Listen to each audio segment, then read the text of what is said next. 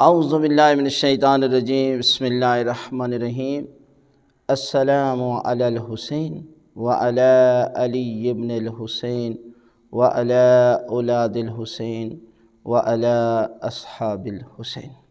ماہ محرم الحرام کی آمد ہے اور یہ وہ مہینہ ہے کہ جس مہینے میں حضرت امام حسین علیہ السلام نے عظیم قربانی دے کر اللہ کی یاد کو، اللہ کے دین کو قیامت تک زندہ کر دیا، اور یہ وہ قربانی ہے کہ جس کی یاد قیامت تک رہے گی۔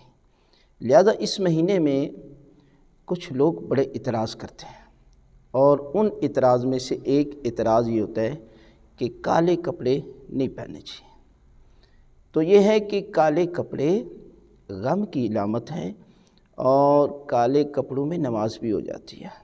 تمام مجتہدین کے نزدیک اور بالخصوص ایت العظمیٰ سید علی حسین سستانی صاحب کے نزدیک عام حالت میں بھی، یعنی ایام عزا کے علاوہ بھی آپ نماز میں کالے کپڑے جو ہے وہ استعمال کر سکتے ہیں، کوئی مسئلہ نہیں ہے۔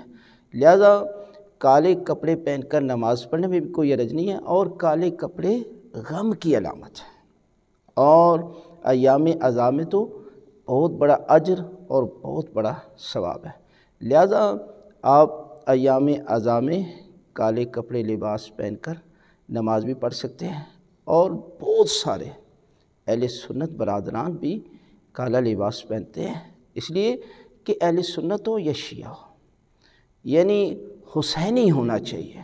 جس کے دل میں حسینیت ہو اور یزید کے ساتھ نفرت ہو تو یقیناً وہ انسان اللہ اور اللہ کے رسول کے نزدیک بہت بڑا قابل احترام ہے۔